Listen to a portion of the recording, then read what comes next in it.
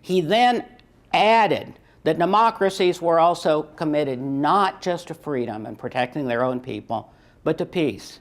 He said it was the democracies who refused to use the threat of their nuclear monopoly in the 40s and early 50s for territorial or empirical gain. And he said, had that nuclear monopoly been in the hands of the communist world, the map of Europe, indeed the world, would look very different today.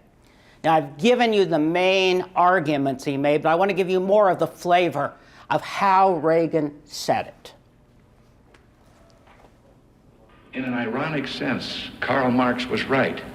We are witnessing today a great revolutionary crisis, a crisis where the demands of the economic order are conflicting directly with those of the political order. But the crisis is happening not in the free, non-Marxist West, but in the home of Marxist-Leninism, the Soviet Union. It is the Soviet Union that runs against the tide of history by denying human freedom and human dignity to its citizens. It also is in deep economic difficulty. The rate of growth in the national product has been steadily declining since the 50s and is less than half of what it was then. The dimensions of this failure are astounding. A country which employs 1/5 of its population in agriculture is unable to feed its own people. Were it not for the private sector, the tiny private sector tolerated in Soviet agriculture, the country might be on the brink of famine. These private plots occupy a bare 3% of the arable land, but account for nearly 1/4 of Soviet farm output and nearly 1/3 of meat products and vegetables.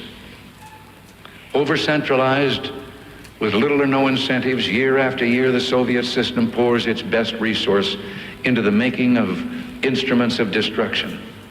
The constant shrinkage of economic growth, combined with the growth of military production, is putting a heavy strain on the Soviet people. What we see here is a political structure that no longer corresponds to its economic base, a society where productive forces are hampered by political ones. The decay of the Soviet experiment should come as no surprise to us. Wherever the comparisons have been made between free and closed societies, West Germany and East Germany, Austria and Czechoslovakia, Malaysia and Vietnam, it is the democratic countries that are prosperous and responsive to the needs of their people.